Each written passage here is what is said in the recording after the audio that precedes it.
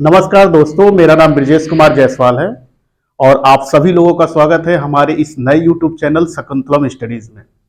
हमारा ये चैनल राज्य लोक सेवा आयोग और अधीनस्थ सेवा चयन आयोग की तैयारी करने वाले छात्रों के लिए समर्पित है। हमारा ये चैनल इस उद्देश्य से बनाया गया है कि तैयारी के दौरान हम छात्रों के अध्ययन को आसान से आसान बनाएं, तैयारी के दौरान और परीक्षा के दौरान उनकी क्या स्ट्रेटजी हो, किस रणनीति के तहत वो तैयारी करें, इस पे हम मेहनत कराएं, कॉन्सेप्ट विकसित कराएं और रिटन स्किल जो है राइटिंग स्किल छात्रों का मजबूत कराएं। इसी उद्देश्य को लेके हमने अपना ये YouTube चैनल बनाया है। आप सभी लोगों से आग्रह है कि हमारे इस नए YouTube चैनल से जुड़िए, आपको ज्यादा से ज्यादा फायदा होने वाला है। आज हमारा जो पहला क्लास है वो बेस्ड है नए छात्रों के लिए और आज हम इस पहले क्लास में ये बताएंगे कि हम अध्ययन या तैयारी की शुरुआत कैसे करें। दूसरा हम ये बताएंगे कि कॉन्सेप्ट कैसे बनाएं किसी टॉपिक पे, और तीसरा हम ये बताएंगे कि आप अपनी राइटिंग स्किल को कैसे मजबूत करें, कैसे विकसित करें। तो आप इस वीडियो को जरूर देखिए, काफी फायदा होने वाला है आप लोगों को। तो आइए बात करते हैं तैयारी की शुरुआत कैसे करें इस टॉपिक पे। तो सबसे पहले दोस्तों, जिस एग्जामिनेशन की तैयारी करनी है उस एग्जामिनेशन का सिलेबस हमको ध्यान से पढ़ना चाहिए। सबसे ज्यादा जरूरी है सिलेबस का अध्ययन करना। अब सिलेबस का अध्ययन इस तरह से करिए कि सिलेबस का खाका आपके दिमाग में तैयार हो जाए। अब इसके लिए क्या करिए कि ज्यादा से ज्यादा पढ़िए। अगर आवश्यक महसूस होता हो या ये जरूरी है कि आप उस सिलेबस का प्रिंट आउट लीजिए और उसको कहीं चस्पा कर लीजिए और रोज रोज पढ़िए। सिलेबस का अध्ययन करने के बाद आप अपनी तैयारी की शुरुआत करिए। तैयारी की शुरुआत के लिए सबसे ज्यादा जरूरी है कि हम मेंस के पॉइंट ऑफ व्यू से शुरुआत करें, क्योंकि आपके सफल होने में मेंस परीक्षा का सबसे ज्यादा योगदान होता है।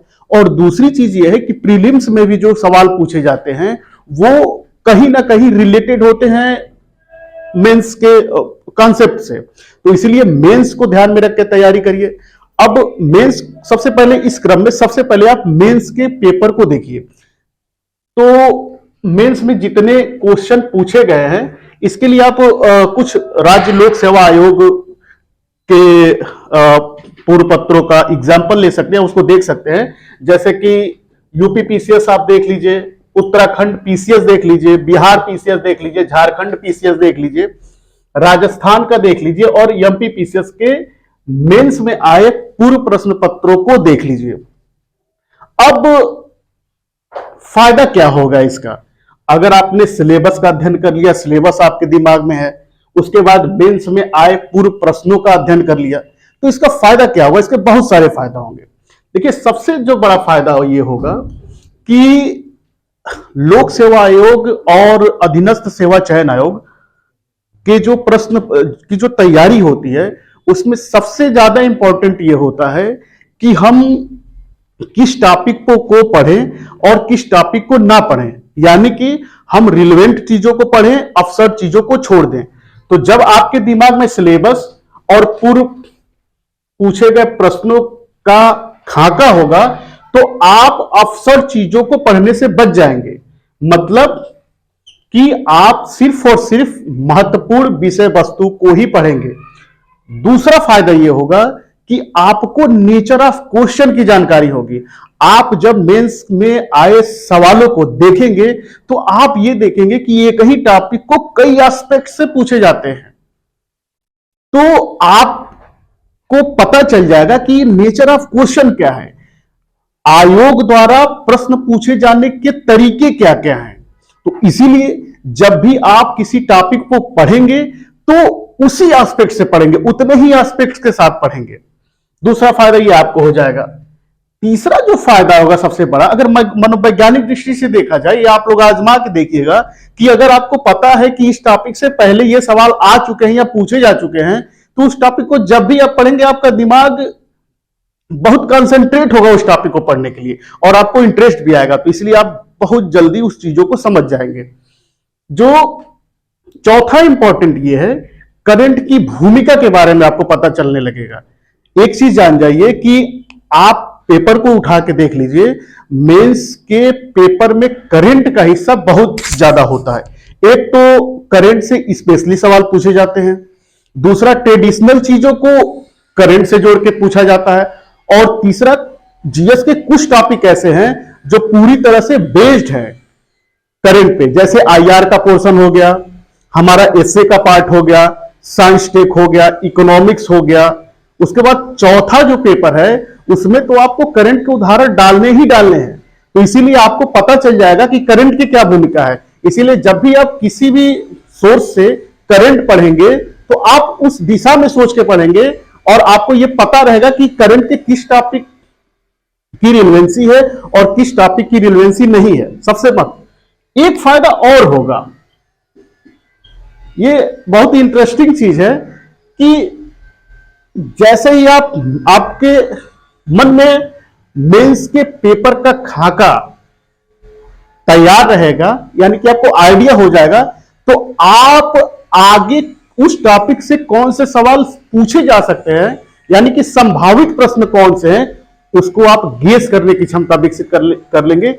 ये बहुत ही इंपॉर्टेंट चीज है कि विगत वर्ष के प्रश्नों को देखकर आगामी वर्षों में आने वाले क्वेश्चन को गेस कर लेना, ये आपका सबसे बड़ा फायदा होगा। अब इन सारी चीजों को करने के बाद आप सिलेबस के पहले पॉइंट को उठाइए, पहले टॉपिक को उठाइए, उसके बाद मेंस में कौन कौन से सवाल पूछे गए हैं उसको एक जगह आप नोट डाउन कर लीजिए। उस टॉपिक से, उस पार्टिकुलर टॉपिक से कौन कौन से सवाल पूछे गए हैं उसको एक जगह नोट कर लीजिए और पढ़ना स्टार्ट कर दीजिए।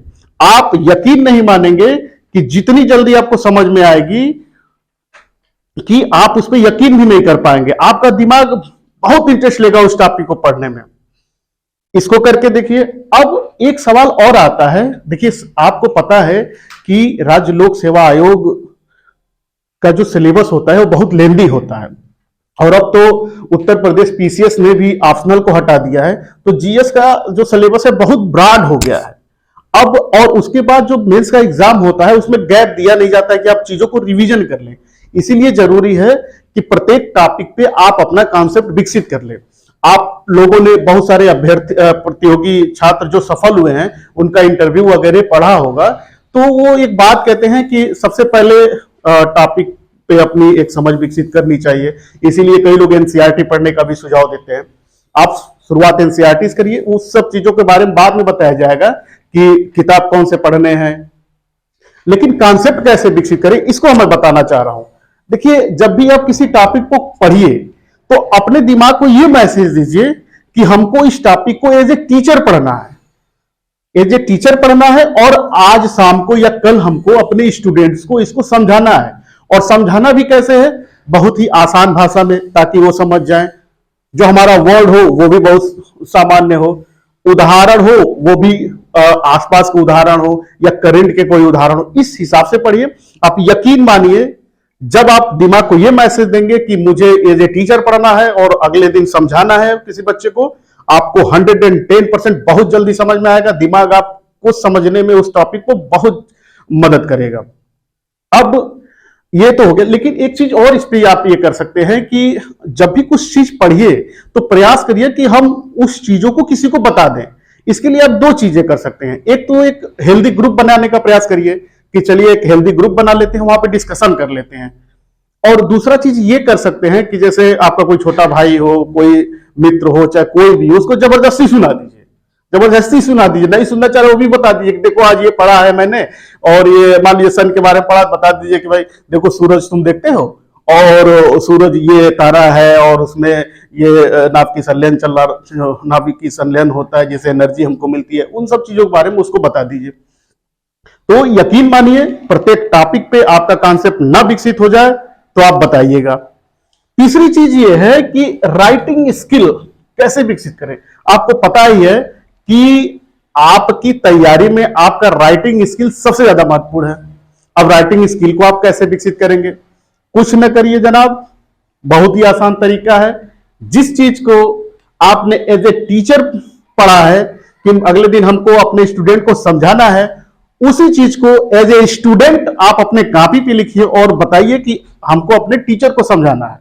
देखिए, लोक सेवा आयोग की कॉपियों में टीचर आपसे बस यही, आपकी कॉपी में बस यही जानना चाहता है कि आपने चीजों को कितनी आसान भाषा में समझाया है, उसका सीक्वेंस क्या है, समझाने का क्रम क्या है, कहीं भाषा कहीं तारतम्यता तो आपकी इधर से उधर नहीं हुई है, यही वो जानना चाहता है। आपने जो एग्जाम्पल दिया है वो रिलेवेंट है कि अनरिलेवेंट है।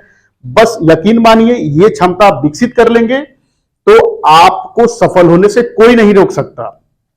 हाँ, एक चीज और, मैंने ये जो चीज बताया है इस पे आप काम करिए और जरूर काम करिए। देखिए, शुरू शुरू में आपको लगेगा अरे यार कौन सिलेबस पढ़ने जाए, क्वेश्चन के पेपर बाद में देख लेंगे, चलो पहले किताब उठा लेते, पढ़ लेते हैं। लेकिन वो स्ट्रेटजी आपकी गलत है।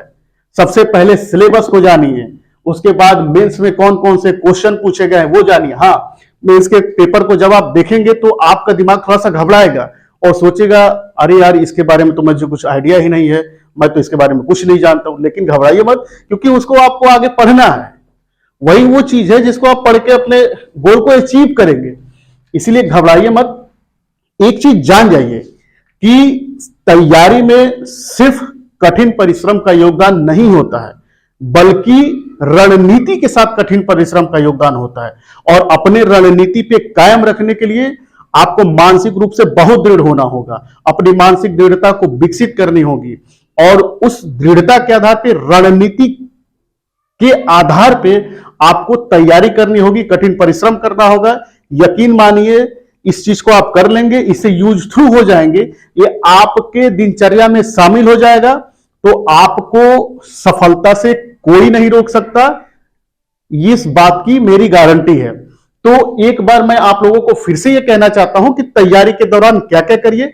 सबसे पहला, शुरुआत करने के लिए सिलेबस का अध्ययन कर जाइए। सिलेबस को इतनी बार पढ़िए कि आपके दिमाग में उसका खाका बन जाए। इसके लिए उसका प्रिंट आउट निकालिए, चस्पा करिए। उसके बाद मेंस में आए हुए सारे प्रश्न पत्रों को पढ़ जाइए। कई राज्य लोक सेवा आयोग द्वारा पूछे गए प्रश्नों का इसके लिए सहारा आप ले सकते हैं। उसके बाद क्या करिए, एक सिलेबस का एक टॉपिक उठाइए, मेंस में उस टॉपिक से जितने सवाल पूछे गए हैं उसको एक जगह लिख लीजिए। इन सब चीजों का बहुत सारा फायदा होगा आपको। सबसे पहली बात है कि आप सब अपसर्ट पढ़ने से बच जाएंगे, सिर्फ रेलेवेंट चीजों को पढ़ना सीख जाएंगे। दूसरी चीज यह है कि नेचर ऑफ क्वेश्चन पता चल जाएगा। यह पता चल जाएगा कि एक सवाल को कितने एस्पेक्ट से पूछा जा सकता है। तीसरा सबसे इंपॉर्टेंट चीज होगा कि जब आपको क्वेश्चन की जानकारी होगी, उस टॉपिक को पढ़ेंगे तो आपका दिमाग उस चीज को समझने में आपकी बहुत हेल्प करेगा, कंसंट्रेट हो जाएगा, आपको चीजें जल्दी समझ में आने लगेंगी। चौथी जो सबसे बात है, करंट की भूमिका का आपका पता चल जाएगा। करंट पढ़ने में आपको इंटरेस्ट लगने लगेगा। यह पता चल जाएगा कि करंट की कौन सी टॉपिक कौन सी ट्रेडिशनल चीजों से रिलेवेंट है और कौन सा उदाहरण हमारे परीक्षा के दौरान काम आ सकता है। जो सबसे इंपॉर्टेंट एक चीज और है कि आपको परीक्षा में संभावित प्रश्नों को गेस करने की क्षमता आने लगेगी और इससे आप गेस करने लगेंगे कि हाँ, ये सवाल अभी तक अनछुआ रहा है, ये सवाल भविष्य में पूछा जा सकता है। कॉन्सेप्ट बनाने के लिए अपने दिमाग को तैयार करिए कि हम एज ए टीचर इस टॉपिक को पढ़ेंगे और अगले दिन अपने स्टूडेंट को समझाएंगे, वो भी सरल भाषा में सामान्य उदाहरणों के साथ आपका कॉन्सेप्ट बनता जाएगा। और राइटिंग स्किल मजबूत करने के लिए बस उसी चीज को जो आपने एज ए टीचर पढ़ा है, एज ए छात्र अपने कॉपी पर उतार दीजिए। सिलेक्शन से आपको कोई नहीं रोक सकता। इन्हीं बातों के साथ आज हम अपने बात को समाप्त करेंगे। अगर आपको हमारी वीडियो अच्छी लगी हो तो इस चैनल को सब्सक्राइब करिए और वीडियो को लाइक करिए। धन्यवाद। मिलते हैं अगले वीडियो में। धन्यवाद।